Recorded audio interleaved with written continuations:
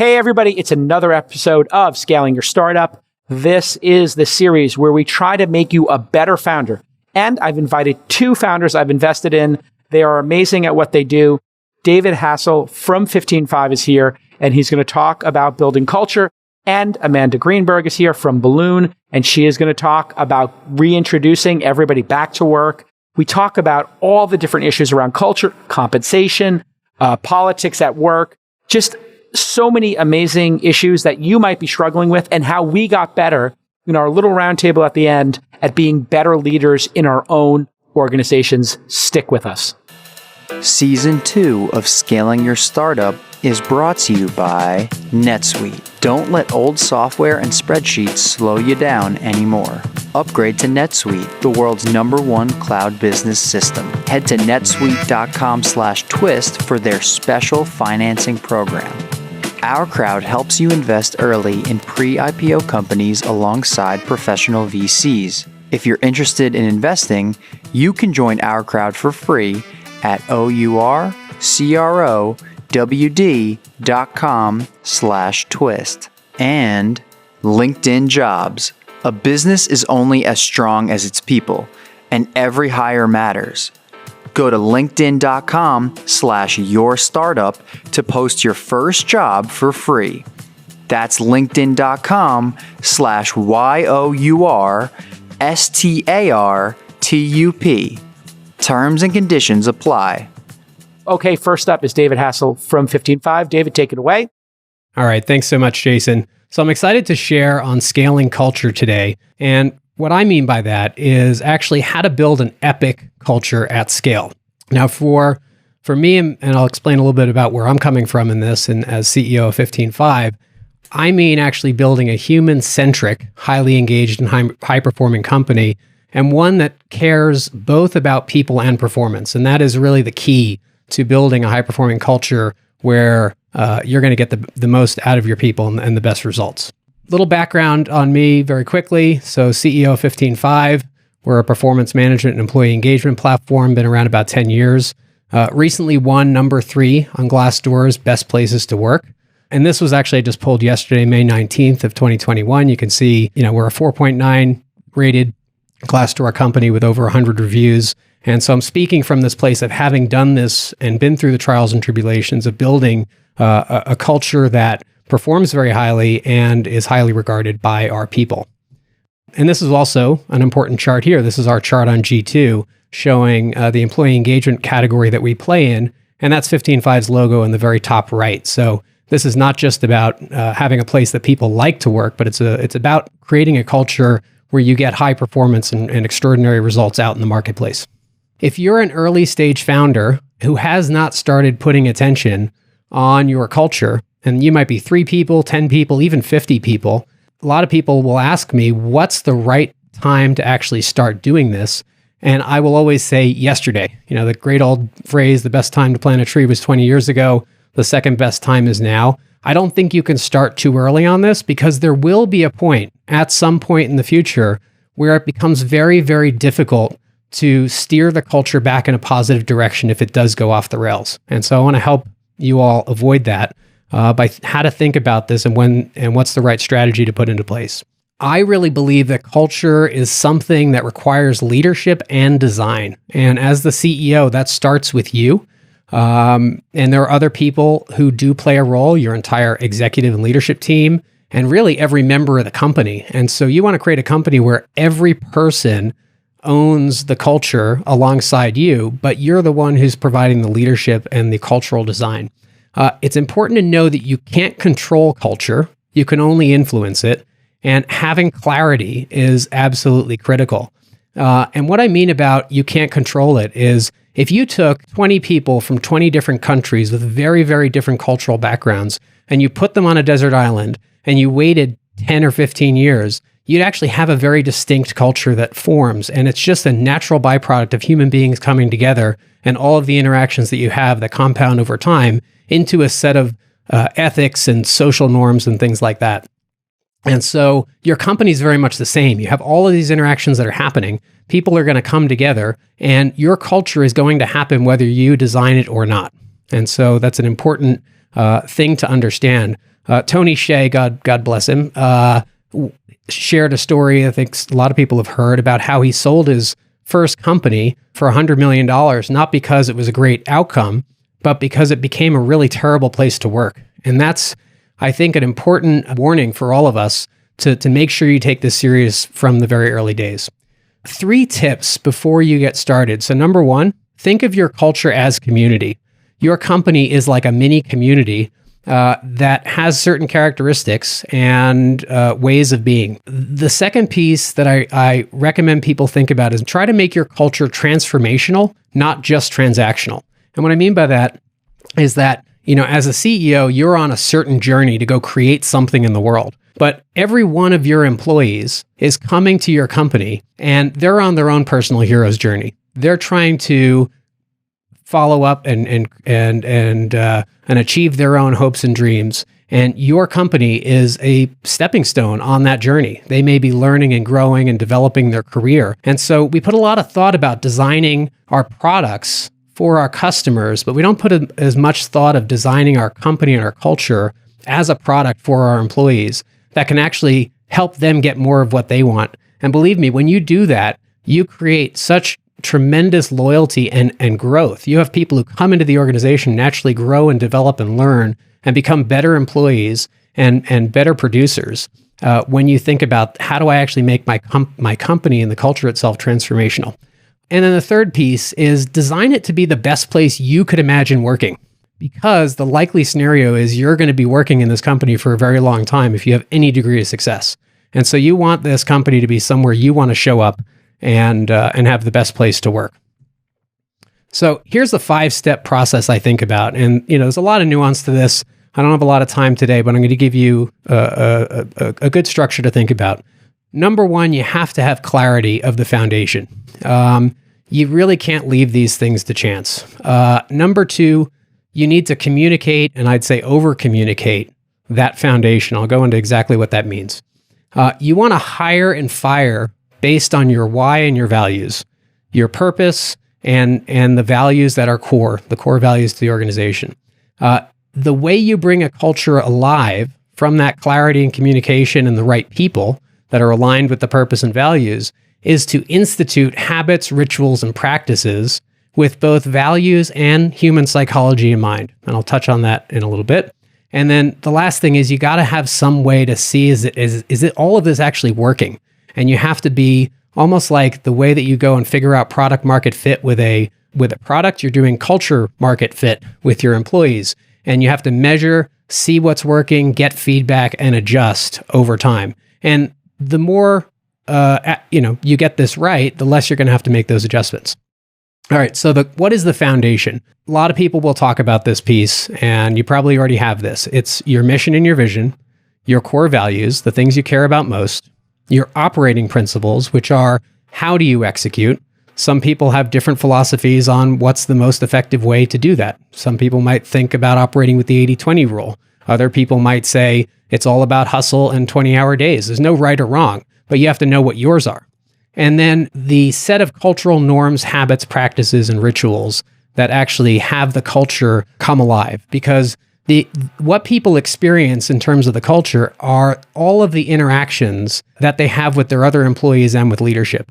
And there's a feel to it. You've probably been in different types of groups, and some groups might feel a little uptight and stuffy. Some might feel a little laid back. Underneath all of that are those cultural norms, habits, beliefs, values, and all those types of things. One word of caution, I recommend having a small number of core values. Originally, we were very ambitious. We came up with 10 core values, all of which I thought were fabulous. And I thought if it was good enough for Zappos to have 10 core values, it was good enough for 15five. However, it's very hard for people to actually hold and live more than a few core values and remember what they are. And so over recent years, we have clarified our core values into just 4, which actually encapsulate many of the original 10. So our core values are be and become your best self, cultivate relational mastery, do the extraordinary, and create customer transformation. And what you'll notice about these is that they're actionable. I actually call them values in action. And these are things that you can reference back to and see if people are actually living them. And of course, you're going to have to clarify this beneath this, but you have to have these larger goalposts and touch posts for people to come back to. So you want to make them actionable. You want to make them core to what you believe is most effective for both taking care of the human beings and taking care of the success of the business. Are you running your business on outdated software? Let's be honest. You know the ones I'm talking about. Sometimes legacy software can be like quicksand for your business. The bigger your company grows, the faster you sink with that old software that just can't keep up.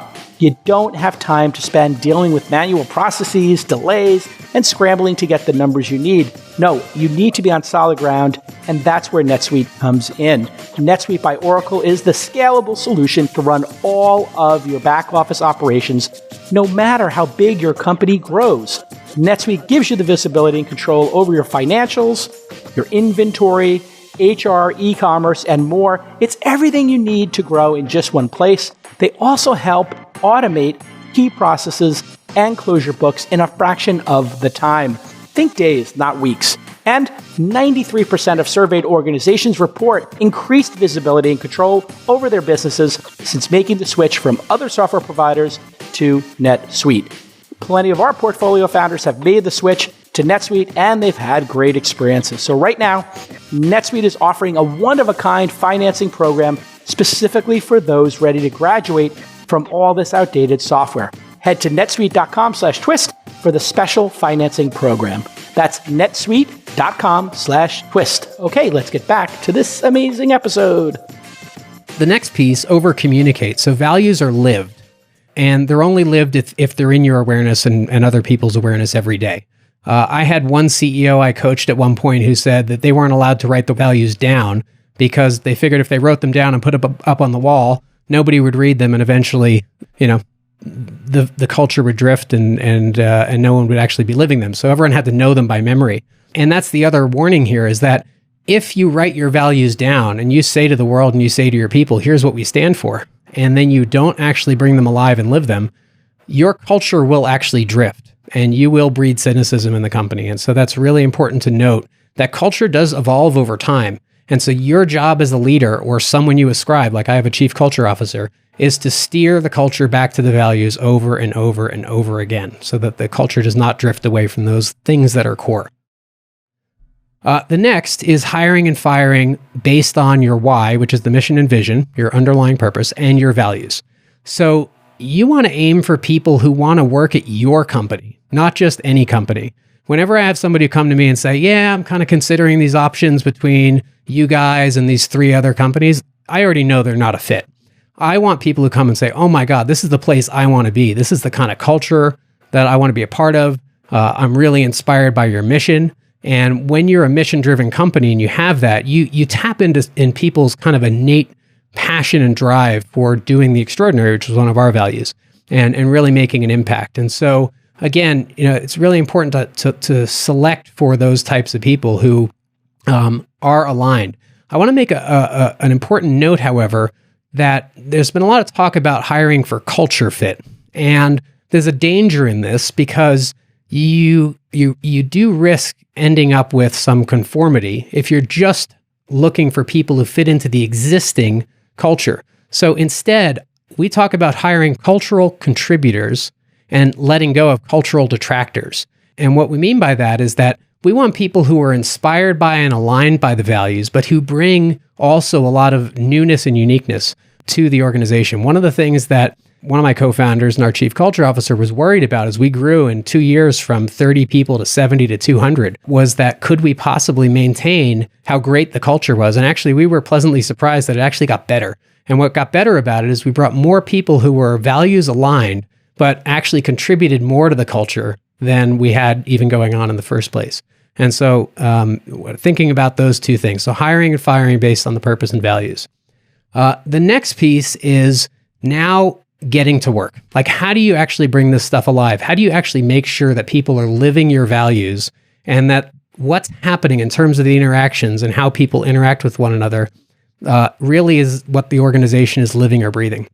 And there's 2 places to source this. And I'll start actually by saying that as a CEO or a founder or a member of a leadership team, it is really hard to constantly be thinking about, oh my God, I got to manage this culture thing. So when you automate it and you set it and forget it, and you create structures and things that happen repetitively over time that reinforce the culture, you don't have to worry about it. You've put it on autopilot. And so that's why I talk about habits, practices, and rituals. There's a lot of people who talk about discipline. They'll say, I'm not a disciplined person. But if you actually look at anybody's habits, everybody's 100% disciplined to their existing habits. Organizations are no different. And so if you can create organizational habits that reinforce the culture, it just puts things on autopilot, and you can switch those things up and change them. And I'll share about a couple of things that we do at 15five. In terms of the psychology, I think it's very important. A simple model that Maslow came up with, you've probably studied, talks about how we have these human needs, and these base human needs are psychological well-being, a feeling of safety, belonging, esteem. And if those are taken care of, we move up into this area that Maslow called self-actualization. We believe that's characterized by a combination of growth and contribution. And that anybody who has, and including yourself, feels threatened, like you have a low self-esteem, you feel like you don't belong, you don't feel like you're safe, you're in some form of fight or flight mode. You're in some level of self-preservation, self-protection mode. It's almost impossible to be in that place and also be a positive contributor, because you're trying to protect yourself necessarily. And a lot of companies don't think about, how do I really create a sense of belonging in my organization? How do I create psychological safety? How do I create an environment where people feel like their strengths are aligned with their role and they have high levels of self-esteem because they're winning, and setting people up for success? And when you design for those things as part of some of the practices, whether they're hiring practices, training practices, et cetera, you can create a culture where more and more people are having that experience of, I'm on a winning team, I'm winning personally, I feel great here, and I'm ready to work. And so alongside the Maslow model, I recommend thinking about things, and this maps to the self-esteem piece, around the what we call zone of genius. And the idea there is that everybody has some place where they have a certain set of strengths that they're really good at, and they have a certain set of passions that give them energy. And that intersection of the things that really light you up and give you energy, and that you're also really, really good at, is what we call your zone of genius. And most people never do the introspection to figure these things out. And so they're just kind of wafting around in a career. Some people might be really good at what they do, but it just, it sucks the life out of them. We call that the zone of excellence. And if you can help people find this zone of genius and then map it to a role in your company, forget about it. Look out, because that will unlock that person's ability to produce better than almost anybody in that kind of role. And it also takes care of that core need of self-esteem. And so if we map this back, creating an environment that's psychologically safe, where people feel safe and they belong, combined with helping them find their zone of genius, creates the foundation of the bottom of the pyramid, where, most organizations historically just take care of those physiological needs. They make sure there's a couple of bathrooms on the floor. They make sure, people get a paycheck or whatever it is. And we're saying, if you take care of more of these human needs, what you end up with is a place where more people are in this space of what we call best self, characterized by growth and contribution. Then you layer that on with your values, and there's a couple of things here that I think are really, really important. Number one is creating a culture of peer recognition. This also helps with that sense of safety and belonging that I talked about.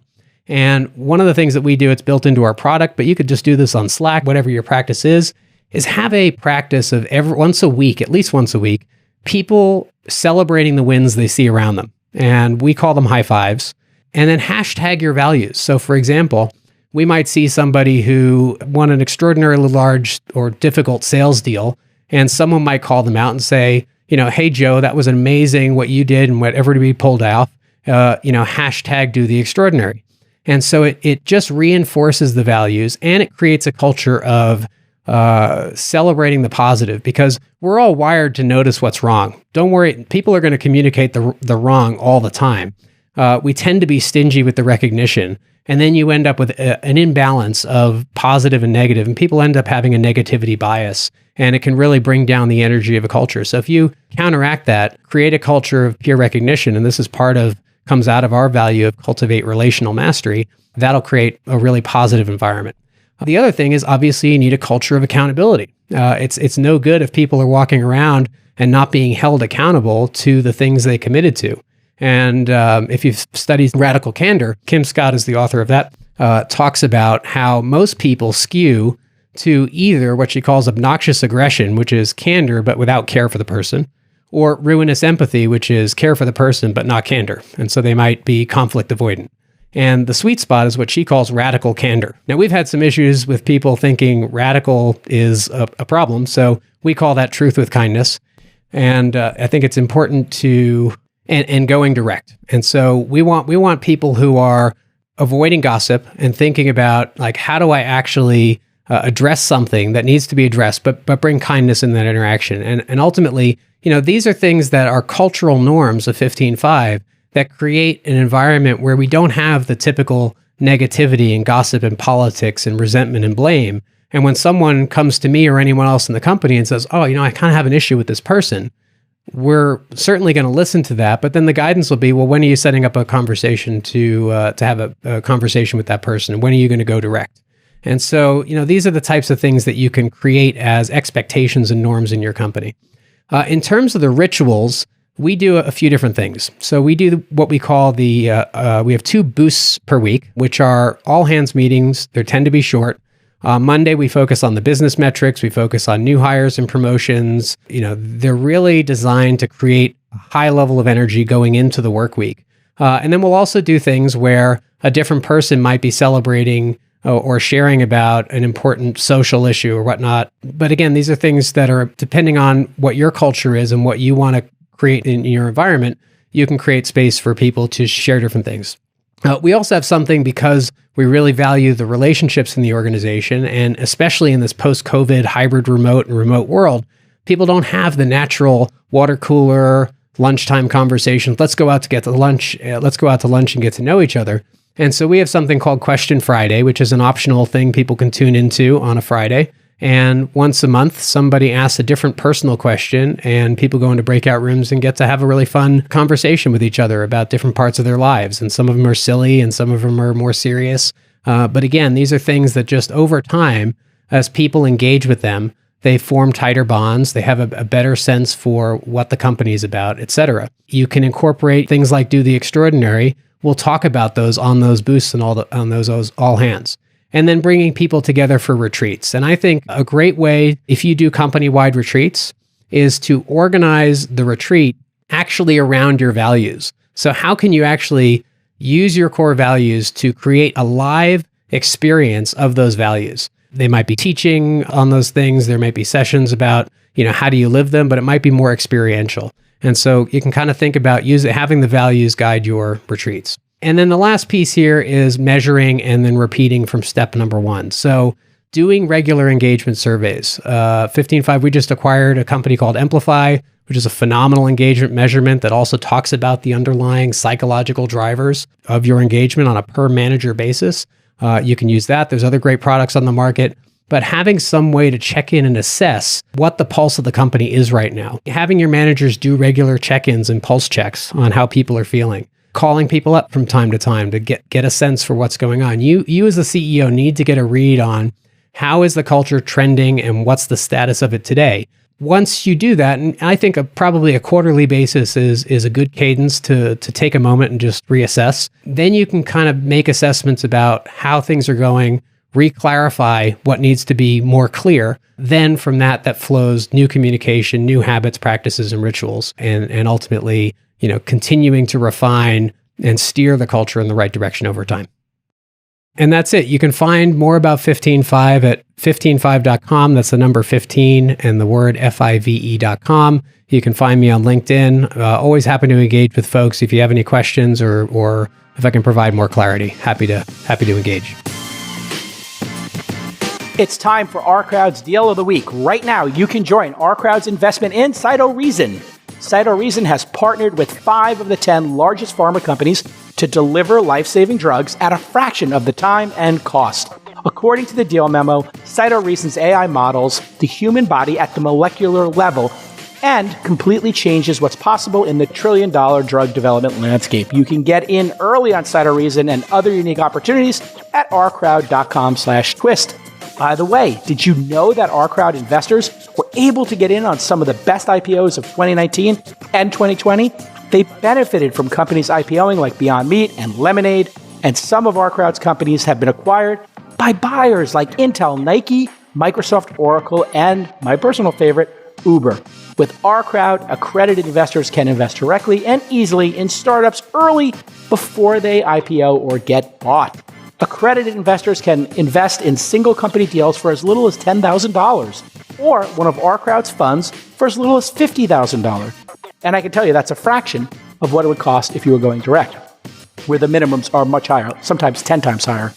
The investment professionals at OurCrowd have already invested hundreds of millions of dollars in over 200 companies with dozens of exits. Again, the OurCrowd account is free. Just go to OurCrowd.com/twist.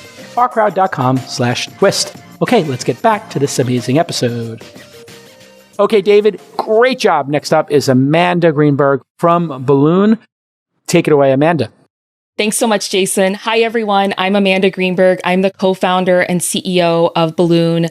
Balloon is a platform that unlocks ideas, feedback, and insights from a group by eliminating groupthink from collaboration and amplifying unheard voices. And it's all just about asking questions and starting discussions. And asking questions, I think, is the most powerful tool that you have as a CEO. It allows you to be a more informed leader, to make better decisions, just to have a more engaged, heard team. And one of the greatest challenges that we're all facing right now as leaders is this huge shift to a hybrid world. And we at Balloon have created a framework. It's a 6-part framework that it's a set of questions that we're using with our employees, that our customers are using with their teams. And I'm going to share it with you today. And I hope that you use it with your teams. And I hope that it's really, really valuable. So I first want to talk about the importance of place. So place is just a core component of a company's culture, just like people, practices, values, vision. And it used to be, of course, all about the physical place. And that's just not the case anymore. The pandemic has definitely upended how we work and also where we work. And what place is and how it's defined is completely being redefined. And there's this huge shift going on, of course. And one of the things that's become really clear is that hybridity or hybrid work is here to stay. So hybridity is where, of course, you have part of your team in person in the same location, and then the rest of your team is remote. And most people want this flexible option. They want to be autonomous. In fact, 73% of workers want flexible remote options to continue. 66% of leaders say their company is considering redesigning office space for the hybrid world. And 67% of workers are craving more in-person time with their team. So all of this very much lends itself to a hybrid model. And hybridity, I'm excited about all the opportunities it presents. It presents a lot of ways that you can just be more successful and gain a lot out of your team. So a few of those opportunities. So flexibility. So as entrepreneurs, we're used to being really flexible. We're used to moving quickly, being really agile. And this is an opportunity to really use that to have a really big competitive advantage. Everyone's in it together. So it's new and you can be thoughtful and deliberate and really make it better than before. It's just this new opportunity. And accessibility. So access to more diverse talent. It just opens up so many different opportunities. So flexibility, being more creative, more innovative across the board. But also, of course, it presents a lot of challenges and areas that require just more attention, more focus, being more deliberate. As a leader, we're all kind of in this together. And these are all challenges that we've all experienced over the last year plus. And I know that so many of us are thinking about them now. So first, of course, is culture. So culture is undergoing this huge shift. Group dynamics. So you have a lot of relationship biases with some people in the office, some people not. How do you level out all of those different group dynamics and different issues? Spontaneous interactions or a lack thereof. You're not getting together anymore, having coffee or meeting before the meeting or after the meeting. So how do you just encourage all those spontaneous interactions? Team trust. So team trust can really break down in a remote environment or in a hybrid environment. And team cohesiveness and communication, the need to communicate more as a leader and as a team. And then just a structure or model of what works. Like everything is kind of on the table. You really have to think about how to create a plan, how to provide guidance to your team, and how to be more deliberate. So how do we really manage these challenges and set our teams up for success? Every leader is thinking about this right now. Every leader is asking themselves this question. And so at Balloon, of course, we're all about asking questions. So we really think that you need to be asking your team more questions right now. Asking questions is such a powerful tool as a leader. It allows you to gain new learnings, to encourage kind of an exchange of ideas, to drive more innovation. I think most importantly, it builds rapport and trust among team members. It also can unlock and uncover new challenges, mitigate kind of any pitfalls or false starts. And it's just a really, really powerful tool. So I'm going to go through now the key challenge areas, the 6-part framework that we've developed, and then the questions that you should be asking your team as part of that framework. And to develop this framework, we partnered with leaders and researchers and experts. So first questions you should be asking your team about culture. So these are questions that will give you ideas about new initiatives that you might want to kick off to build just a more supportive, productive team during all of these different shifts when we're just not in the same physical space. So first question is, how can leaders set an example of maintaining connection to your colleagues? So I think just, leaders setting good examples right now is more important than ever before, just really strong modeling. How will implementation of hybrid work affect collaboration, leadership, and culture in our org? So I think being really deliberate and thinking pretty aggressively about this and not being passive, obviously hybrid work and remote work has an influence on everything. So how can you really encourage and get the team bought into what this looks like and how this changes things? And then third, what initiatives, efforts, or events could we explore to help enhance your personal and workplace connections with your colleagues? So how can we just build stronger connections as a team, stronger social connectivity as a team as well? So second area of the framework is all around group dynamics. So obviously teams can become more siloed and remote. We've all experienced this over the past year plus, and that of course carries over into hybrid work. And you have people building these really strong relationships in person, and then you have people who are remote, and you have kind of different levels of in-person interaction. And this can, of course, just result in more people being siloed and not a lot of cross-functional power and acting really cohesive as a group and as a team. So how do you level all of that out? So 2 questions to think about asking your team. What protocols can we put in place to ensure that the team members in the office are in sync with those working remotely? So again, being aggressive and deliberate and asking your team and getting them bought into a solution. And then secondly, what can leadership do to facilitate better hybrid group dynamics? So what do your teams need from you? What can you do to be a better leader? So third is spontaneous interaction. So, this of course has been lost. And I think there's been a ton of workarounds over the last year, but I think there's still so much to do here. How do you have a spontaneous interaction? How do you create those moments of magic across your team? How do you bring together people who just don't have opportunities to collaborate and work together? And how do you best leverage all of the power of your team and ultimately just maximize social connectivity? So first question there is, what is it about spontaneity that helps our business? And I really love this question because it's getting your team to think about the value of those interactions in the past and what it was about those interactions that created value for your company. And, if you identify what it was about those, then it's a lot easier to model those or recreate those. And then second question is, how can we simulate only in-person interactions and how can we create time to be spontaneous? So with Zoom and with everyone being remote, it's really easy to just pack your schedule, meeting, or, work time to do these various things. How do you really give breathing room and space for those moments to happen? Because it feels uncomfortable sometimes to insert that additional space where you can have those moments of serendipity or spontaneity as a team and as a group.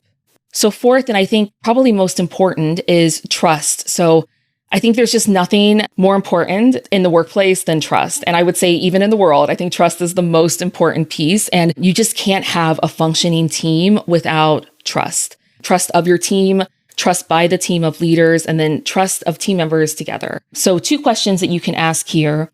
First is, what must we do differently to build and maintain trust in this hybrid environment?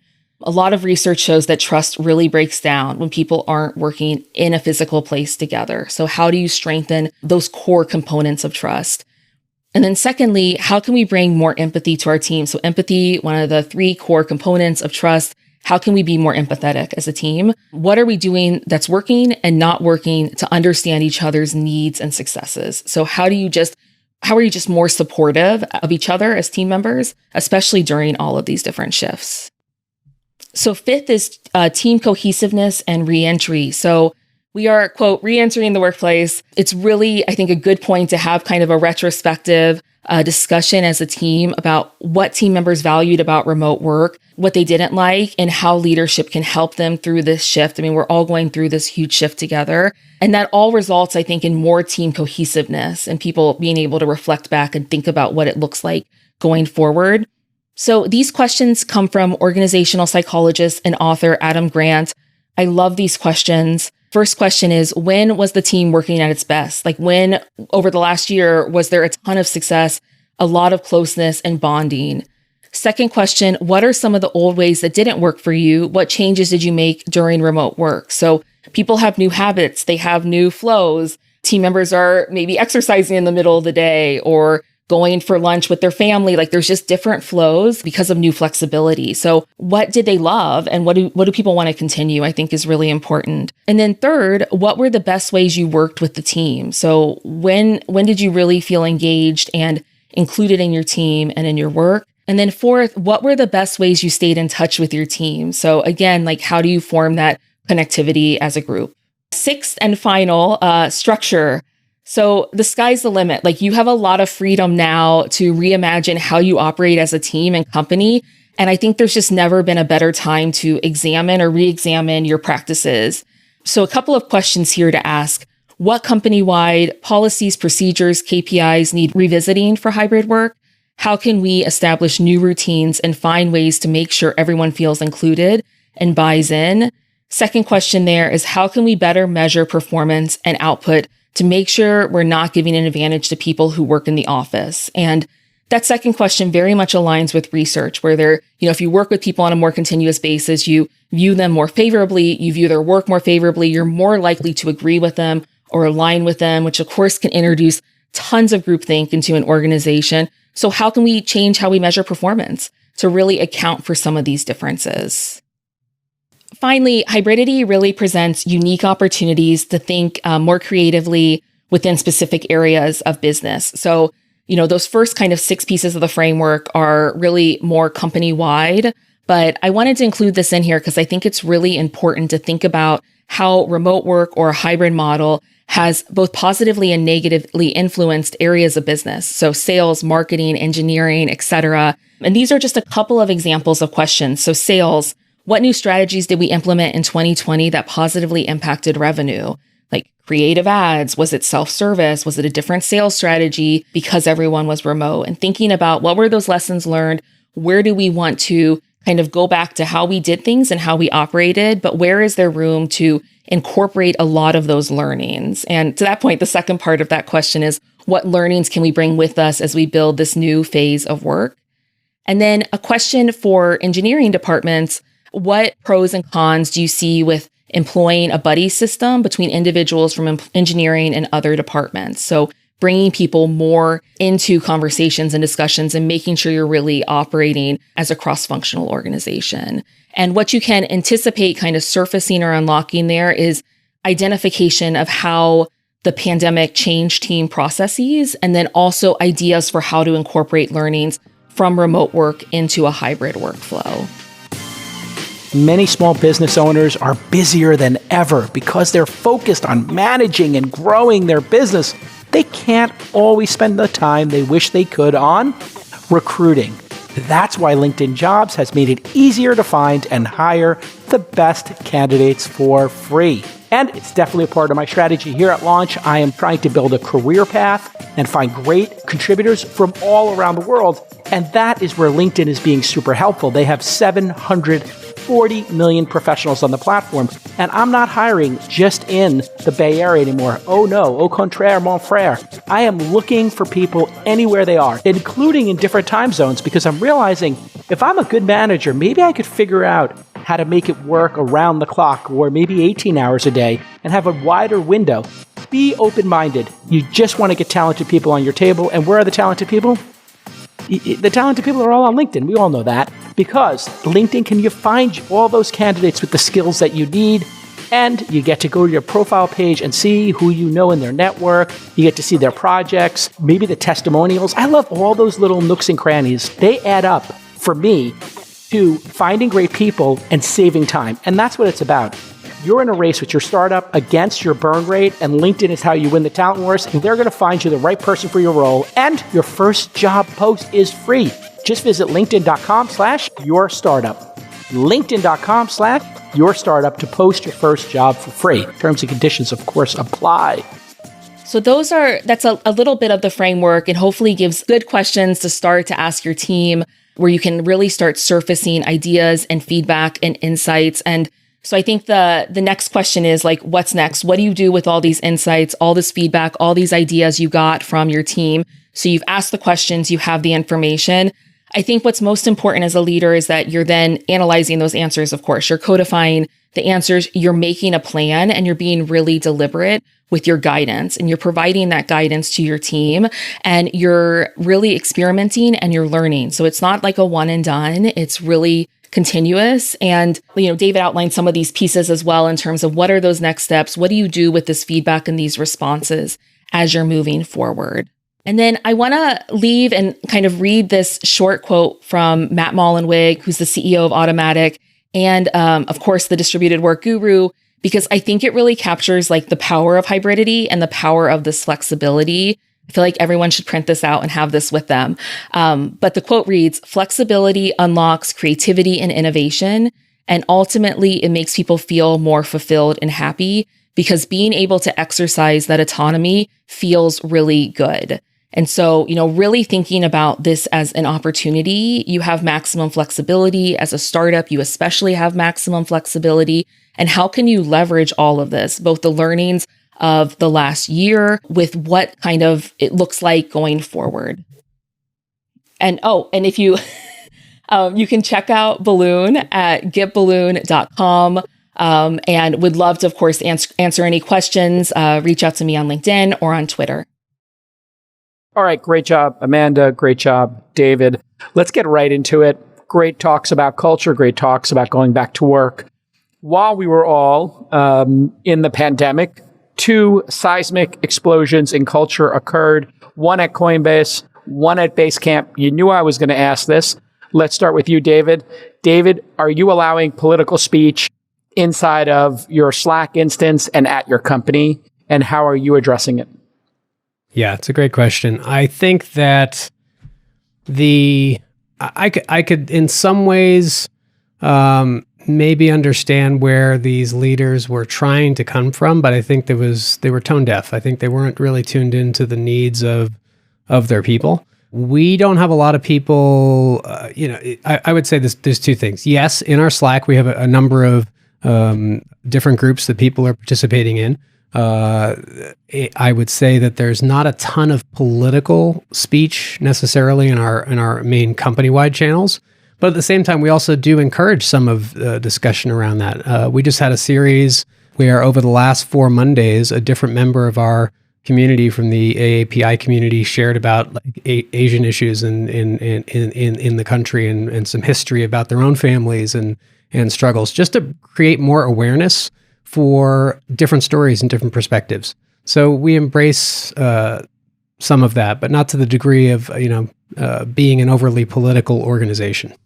So if you pick a particular group and you have this Asian American discussion, which is obviously an important discussion at work, how do you contain the amount of time or energy that this takes? Because during Trump's presidency, during the Black Lives Matter movements, this was all encompassing on a media basis, David. And That's right. I myself was watching this stuff, hours a day, and I could feel less productive during the Trump presidency or BLM and the protests or January 6th riots or insurrections and all this stuff. How do you contain it so people still get work done? I'm not sure necessarily that is. People are getting work done. And are there going to be times when there's some major thing that comes up that societally we're all dealing with, and that's going to lower productivity across the board, and we're all going to be obsessed with it? Yes. And we have to understand that those things happen, and that they hit people emotionally. Like we are whole human beings. And if you're really impacted by something that's happening in the news, guess what? You're going to show up at work and it may be challenging, and just having empathy for that. But we also have goals. We have goals that are very clear. People are adults. They understand that they have to take care of them. Sometimes they have to compartmentalize. But we also embrace the whole human being and also have empathy for people's situations outside of work. We also know that these things impact some people more than other people. And so how can we account for that and be just be more aware? Amanda, how do you keep, I'm curious, are you allowing, you're a smaller team, I think. Yeah. Are you allowing political issues to be discussed on your internal servers and chats? And if so, how do you contain it and keep it from turning into chaos, which my feeling on electronic communications is that's the worst place. Mm-hmm. Chat and email have no empathy, and it quickly spirals out of control. Maybe, David, you haven't had it spiral out of control, but I candidly think you're playing with fire. And I think at some point, somebody's going to get really offended and upset, and it's going to become an issue. Amanda, are you allowing it? And then what are your concerns, or how do you contain it from spiraling, which is what happened at those other organizations?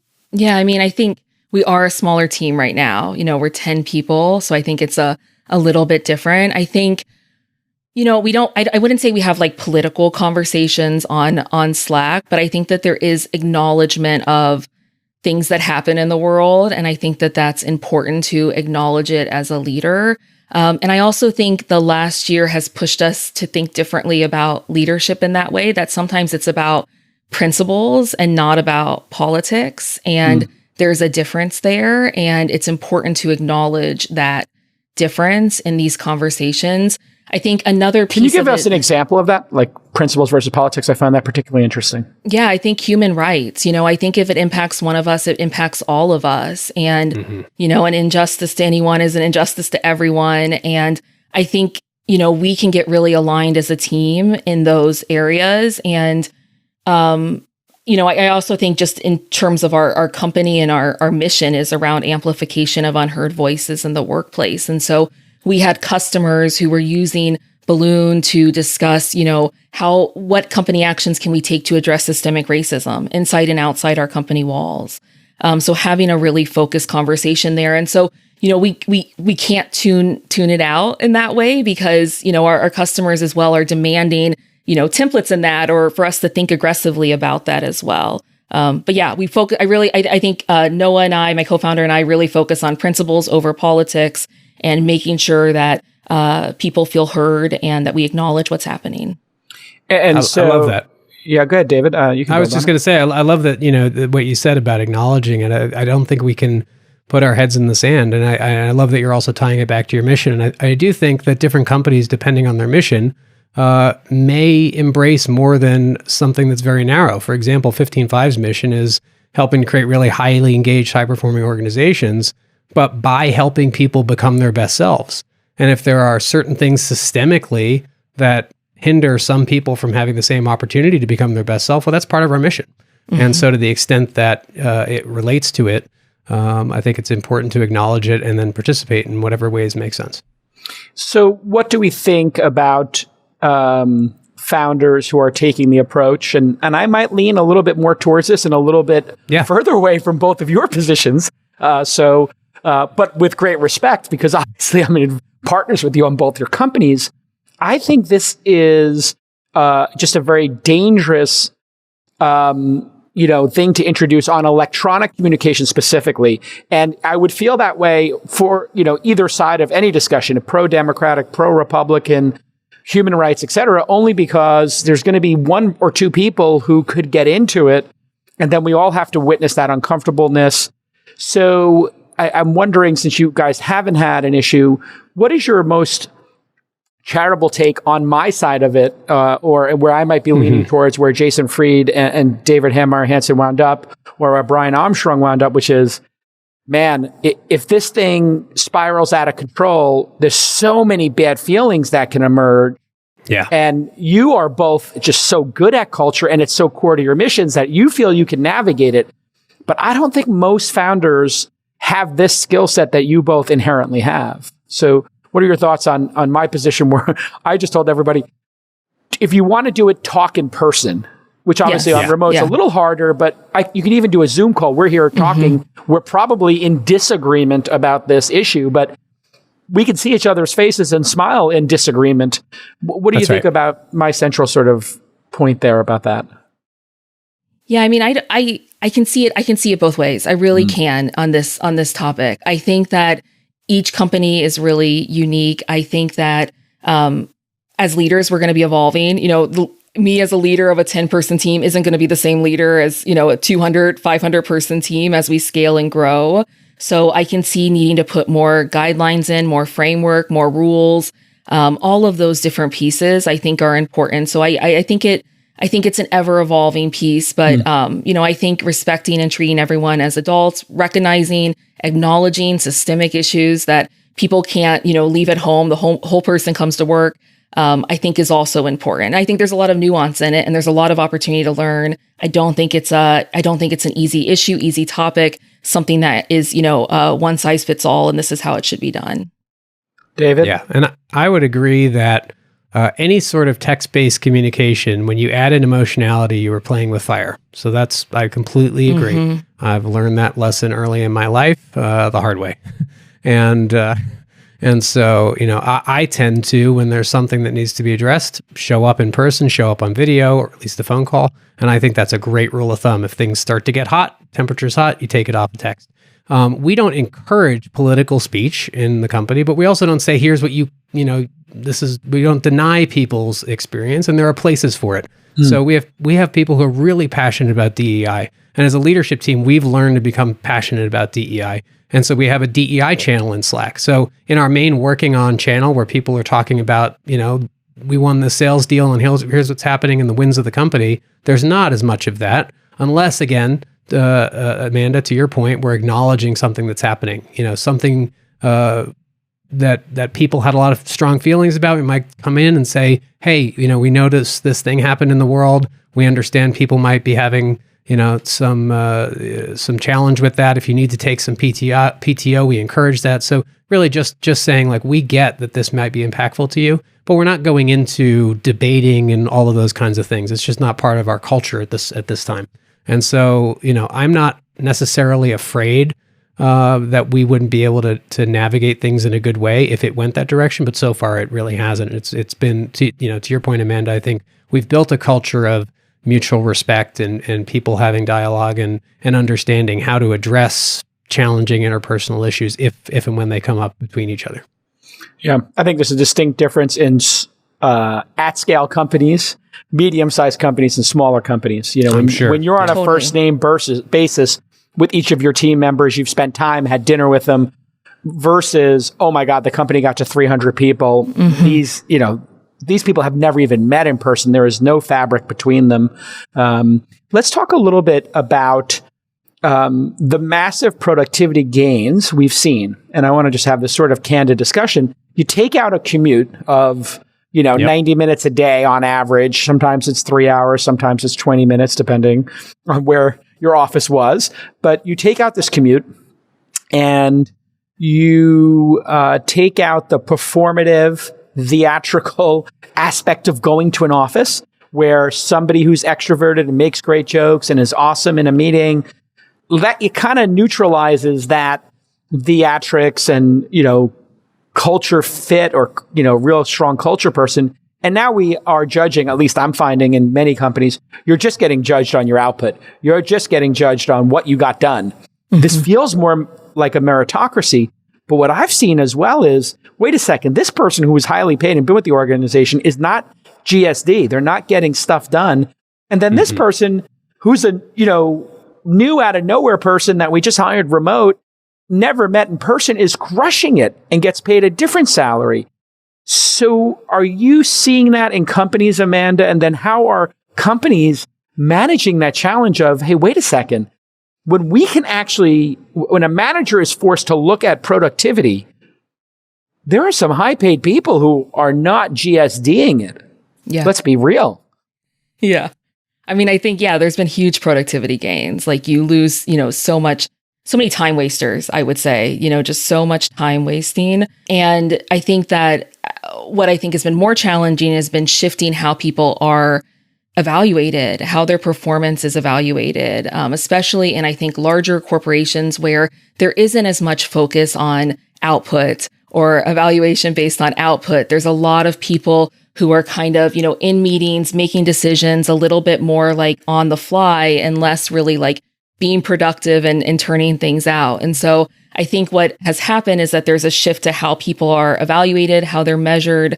But I think one of the things that still is not resolved or worked out is really how people show up in meetings. We've seen, obviously there's been, I think it's 35% more meetings.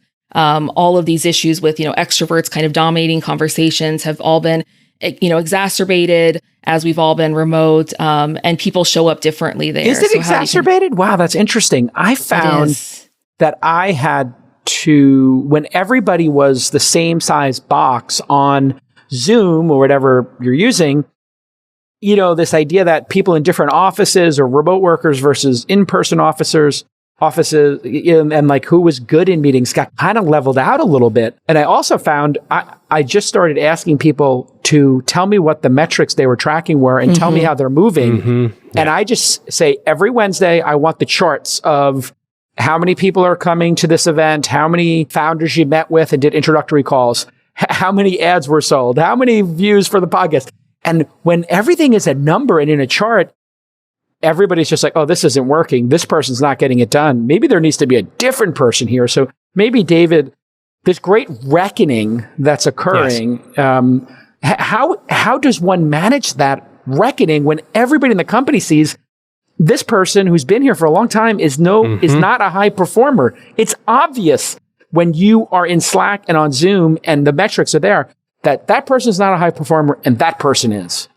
Yeah. Well, the first thing is it's really detrimental to a high-performing organization and team to allow people who are not high performers to get a pass and stick around, even if you like them. So they need a nudge. They need to be put on a plan. They need to be given guidance. I mean, you care about them, but you say, look, you're not cutting it, and here's where you need to be, and I believe you can get there. Give them a chance. Great. But just giving a pass doesn't work. And I do think, Amanda, what you said earlier about, the level playing field of people in office versus out of office. Well, that advantage people had in the office when you have this kind of personal relationship. And to your point, Jason, you're not really looking at the output necessarily. I always, kind of railed against these leaders who would reward people because they were the first one in the office, last out at night versus the one who actually got all the work done. Now it is a little bit more democratized in a way. There is such thing as manager bias. And so that's one of the biggest problems with performance reviews and giving people a rating is the manager's like, I like this guy. I'm with him every day. We go out to lunch and, all this kind of stuff.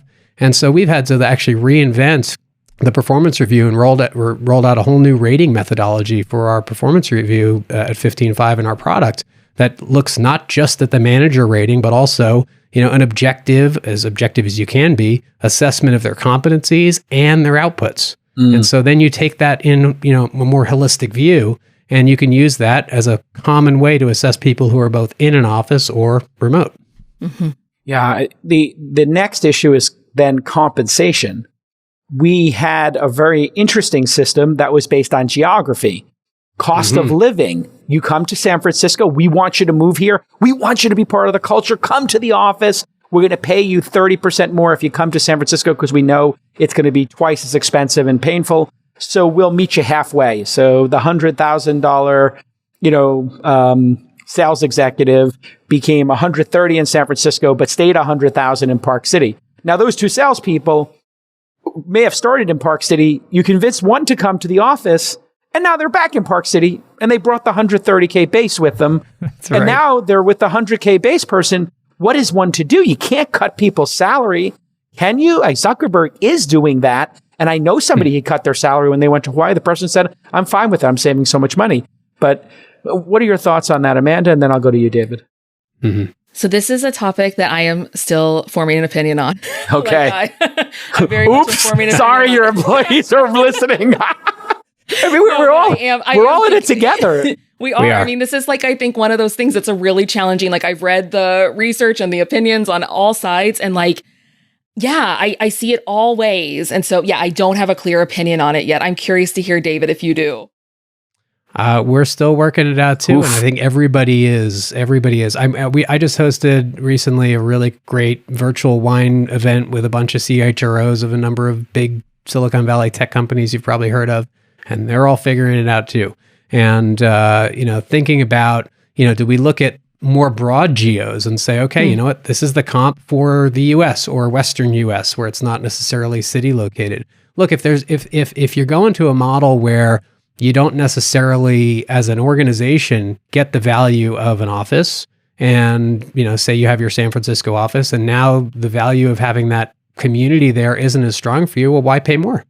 Maybe you shouldn't. But if you do, maybe you are still willing to pay more because of the cost of living. So I really think it's going to take some time for all of this to flesh out. I do think, to your point, Jason, it is hard to say, hey, you just moved, I'm going to cut your salary by 20%. There's situations like that. And, ultimately, I do think we're moving more towards a, kind of a more democratized workforce where compensation is based on the value you contribute, not based on where you live. But it's never going to be perfect. You're always going to have high cost of living centers and you might have value in having people there. And so, yeah, it makes sense for the company to pay more in those situations. It is a very challenging situation. And I think for a big company, making broad policies, it's one thing. For a small company, it's, when you only have 10 or 20 or 30 people in a startup, what you're going to say to the person who did move to San Francisco, then moved back because they didn't feel San Francisco was safe or they wanted to have a backyard after pandemic, they reassessed their life. It's kind of hard to cut people's salary. I could never do it. But what I can do is say, hey, maybe realistically, a pay jump doesn't make sense right now. And I'm going to maybe catch up some other people in the organization or, which is also a difficult conversation. Like this person was back when we were a San Francisco office and now I'm getting, hiring 1.5 people for this, sales position or this researcher position, whatever it is in your company. I think all these salaries start to normalize, like to your saying, David, like this is the North American one. All right, I want to ask another controversial question that we don't have the answer to, and we're all struggling with. Because this is kind of like, I feel like a great therapy session with my two most empathetic, insightful, culture-driven founders. Yeah.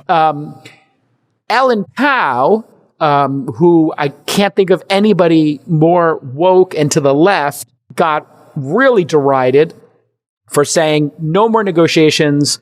Women do not fare as well in negotiations as men. We're going to get rid of negotiations at Reddit. You must have both seen that brouhaha a couple of years ago.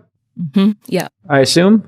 And I actually think I missed that. So I know of her, but so I didn't catch it. It's pretty polarizing, but also I think probably insightful on a number of issues. And that was one where I was like, whoa. And I had heard feedback from people at Reddit who were like, this has been a disaster because we want to get this developer. We found one. And now because they can't negotiate, for 10K, we're going to be screwed and not get this unicorn developer doing some very narrow, hard to get position. So just the intent and the reality of the world just didn't match. But then I just read Brian Armstrong at Coinbase just said, we're not going to negotiate comp for these positions. It's going to be a rack rate and take it or leave it. And I was like, well, that's a person who is the most libertarian on the right. Don't talk about politics at work. We're here to do crypto. Anything else, you should go find another company. So you have two people who came to the same conclusion. Are they right or are they wrong? Amanda. Oh, man. Yes or no? Give me an answer. Solve all problems in the universe. I think, again, I don't think there's a clear, side. I think one of the biggest pieces, though, is that, if you just look at the research, it's that, women and others do not, just receive less pay, right? They just receive less pay, less compensation. There's a lot of a lot of unfairness that can be introduced specifically in negotiations. Have friends who have negotiated salaries with tech companies who have, said, give me your range, and then they'll give them the range, and the tech company will give them $20K more than the top of their range because they were just so undervaluing their work. And so, I think when that's happening, and I don't think that the fix is necessarily, saying, hey, become better at negotiation or, know your worth more because, someone else is on the deciding end of what you're proposing. And so I think as long as you have kind of those systemic issues, I think putting, widespread kind of guidance and rules in place is probably not a bad idea. Like I don't necessarily see the downside there if people are really well compensated and you want mission alignment as well, especially for a startup. But it's probably one of those issues that my thoughts on it are probably nuanced and will shift and change over time. All right, David, give us the definitive answer. Yes or no? Is Ellen Powell right and Brian Armstrong? The definitive answer. Or they're both right. Well, they both agree themselves. now that for no negotiation. But should people negotiate, or should there be a schedule of salaries? Here's what I'm saying. Like, I think they're both right in having a clear guideline and sticking to it. And that's what's most important. Yes. Yeah. Okay. What happens is if you are all over the place, right, then what happens? The squeaky wheel gets the higher comp. You have to have a comp philosophy that is fair and balanced and is promoted in a way that says, like, this is our philosophy and this is when we're going to do more, this is when we're going to do less. I kind of like what Buffett did years ago where they said, here's the formula. It's like, here's what you get for being an engineer, and it's a little bit more if you live in San Francisco, or a little bit less if you live in this other... Buffer.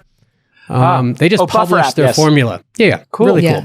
But have a comp philosophy, and then yes, we should all be taking in the DEI concerns into that philosophy and understanding to the best of our ability to craft it in a way that is going to take care of those concerns as well. But having a philosophy and sticking to it, I think negotiating from time to time and having some buffer to do that is a really beneficial thing in certain situations if you want to get the best talent. So, but maybe it shouldn't be a huge wide range. Maybe there's some guidelines around that of how you do that.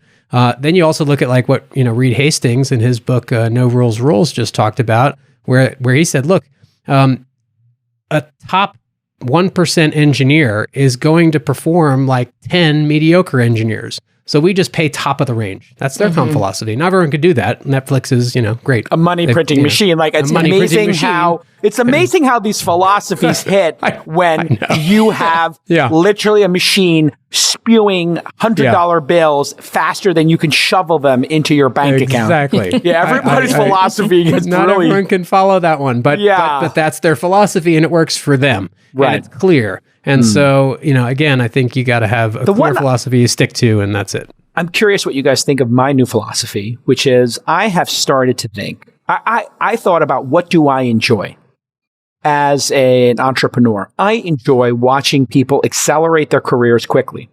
I realized, some of the people who've worked with me, Jackie, Ashley, and one of the great joys of my life is watching people go through this very fast ramp from 0 to, in 5 years, just really becoming incredible leaders. And it's probably a little narcissistic because I like to think that I did that. And I'm a high performer who really advanced their career through hard work. And I said, you know what? I'm going to just make a career path out of everything. So I just wrote up how to get a job in VC.com. And I said, here's how most people get a job in VC. They go to Stanford or they go to Harvard Business School and they spend $250,000.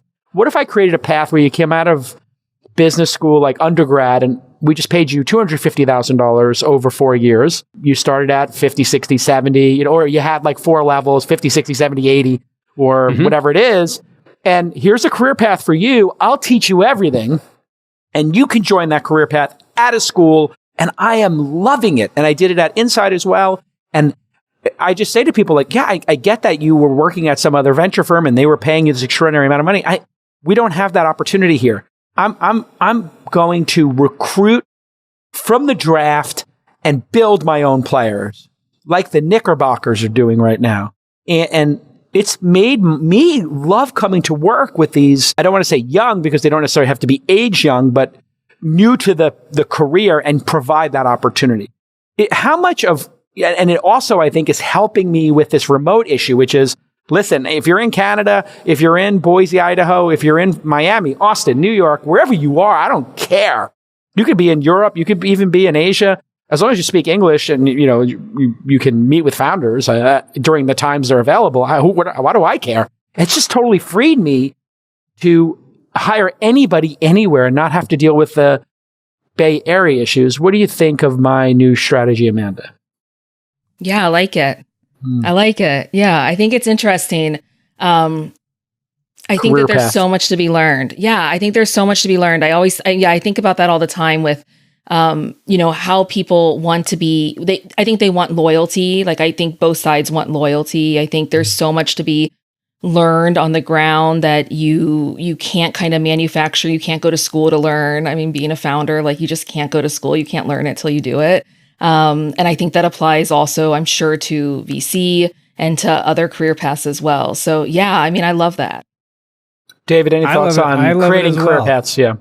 Yeah, I mean, I love it as well. I love it for you because, I've always found, and I had to learn kind of the hard way, that I'm far more fulfilled when there's some sense of meaning in my work. And actually, in my first company, that was where I found meaning. I found people who were overlooked by other companies, and I'd help them accelerate their careers. And that was fulfilling for me. And so I think that goes back to my point of, the best cultures are transformational, not transactional. And I think, you doing that is creating a transformational culture where you're taking people who have the desire and maybe the grit, and then you're putting them on that path, and they get to go have more of what they want, but you get benefit too, right? So they're going to deliver a lot for your organization. So I think it's fantastic. There's something about explicitly stating publicly the career path that I found has attracted the right people. And then you have founder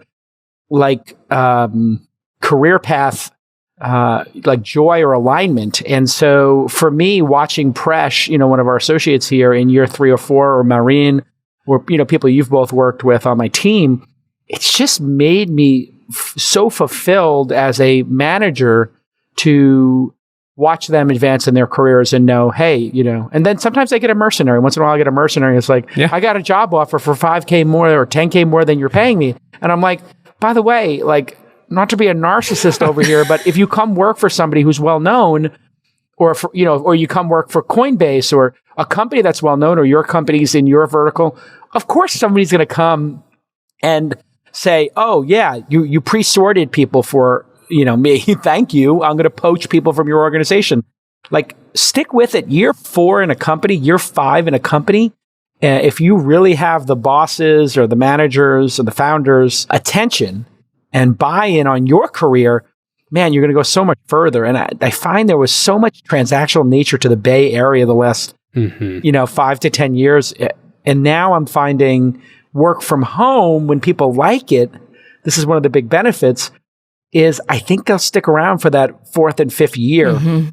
And boy, are those the best years. When you get somebody year 3, 4, and 5 and you're in sync, it's like a basketball team. You've been playing together 3, 4, 5 years. Right, you kind of just know where they like to have the ball passed to them. They know how to set the screen. It just feels like, we're all going to be on the plane, eating the food together and going to the gym together. You just get this great alignment and, et cetera. I'm really excited about trying to, have more of those 4 and 5 year people in my world.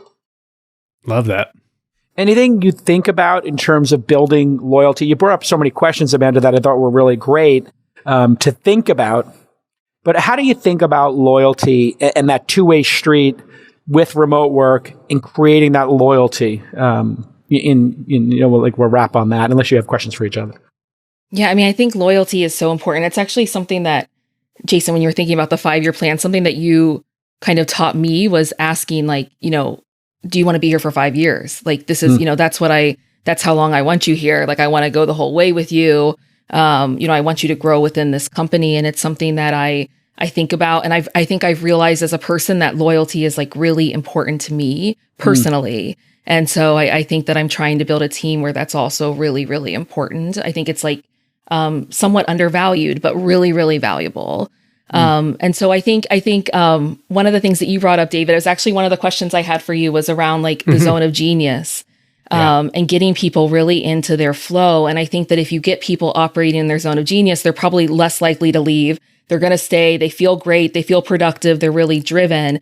And so I guess one of my questions is, how do you help people identify their zone of genius? I think it's really challenging for people to identify what they love. I think you're told so many things from society that you should like, or you're defined so often, you're good at math, you're good at this, you're good at that. How do you really help people foster that? Because I think that leads to more loyalty.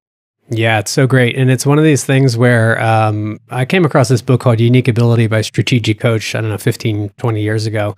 And, their thesis was, we grow up in a society where we go to school and we're constantly told to work on our weaknesses. You come home with like straight D's and 1 A+, you're in big trouble. You're going to work on all those D's. Well, you find someone who's straight D's and an A+ in business, like they're a rock star. Like that's who you want, the A+ in the one area. Block out the other stuff and just double down. Forget about it. You're like the 100X developer. Exactly. Do not go and try to do sales or product. Keep writing code, brother. Exactly. Let's go. Or sales. Just keep doing sales. Don't touch code. Exactly. So we actually walk around with the area that we have the potential to do the best in, thinking, well, that's just normal. I'm going to go work on all this weak stuff.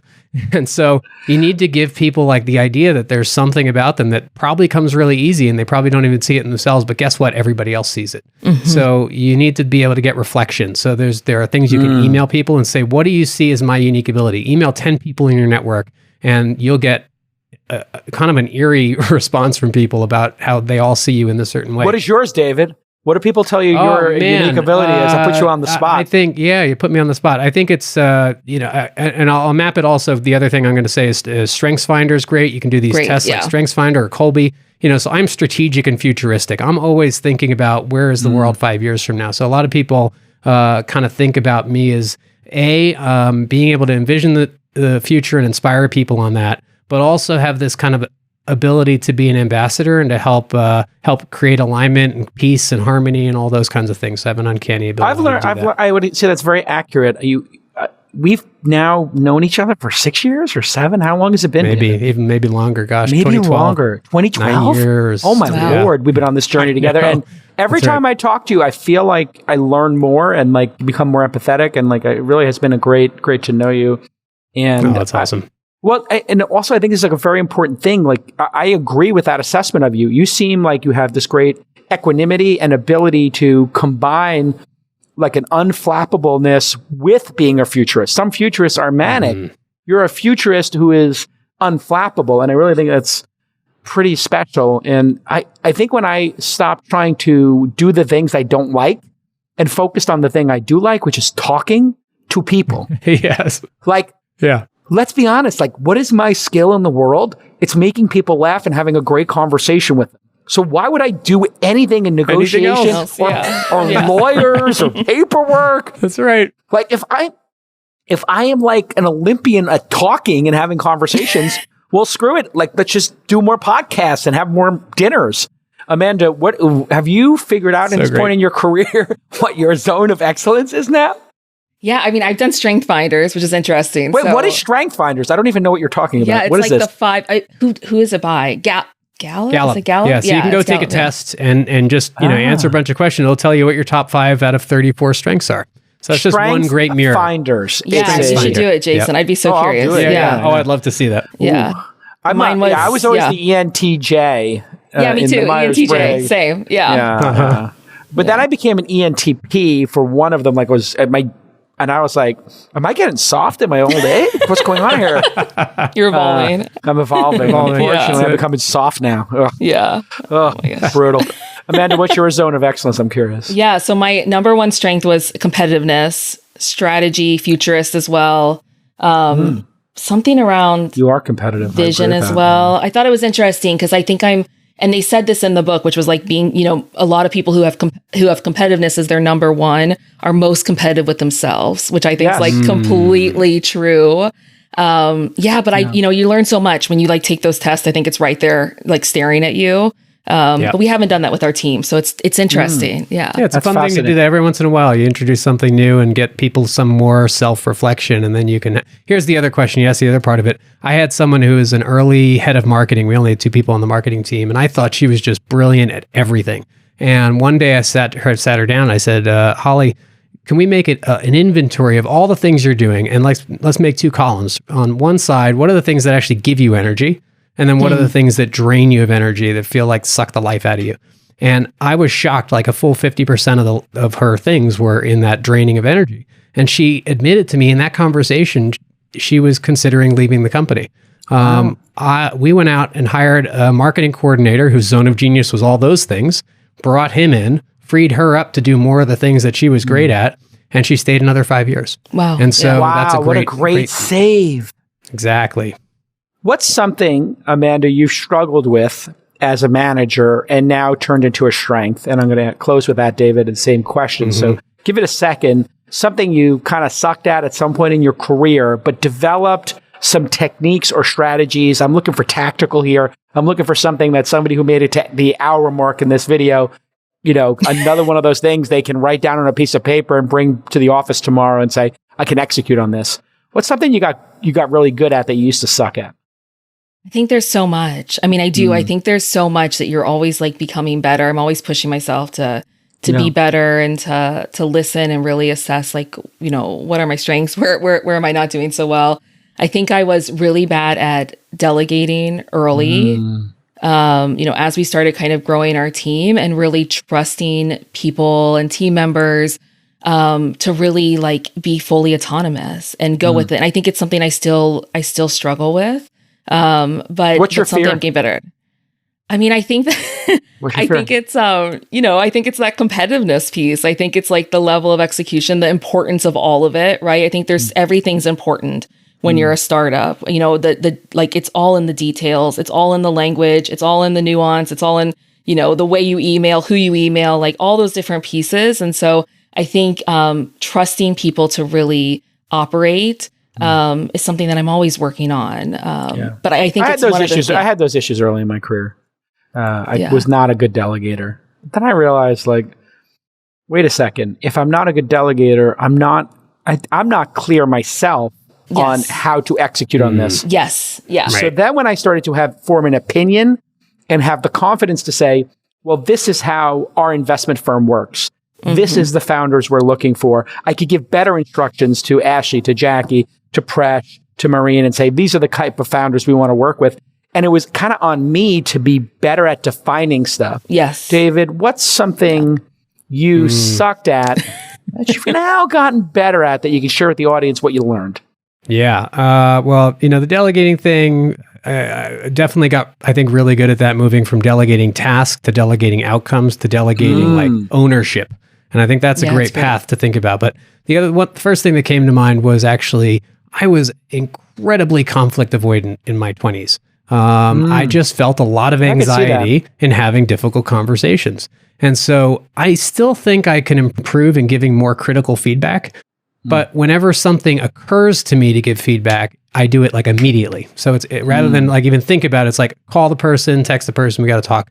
And so I've gone from, kind of stewing on it to like, if I notice there's something I have to share, doing it right away. And again, that principle of truth when it's with kindness. Uncomfortable, what was the principle?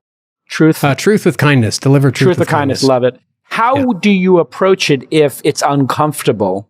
Do you just say to the person, hey, I want to talk to you about something that might be a little uncomfortable? I might acknowledge my own discomfort. So I might say, hey, I'm actually feeling a little nervous right now about this. I don't do that often, but if I actually am authentically if I'm feeling uncomfortable, it's less about, they might, however people feel in a conversation, they might feel great, they might feel uncomfortable. That's not my responsibility. My responsibility is to voice like, hey, I might feel uncomfortable, and then to be coming from a place of care in the feedback.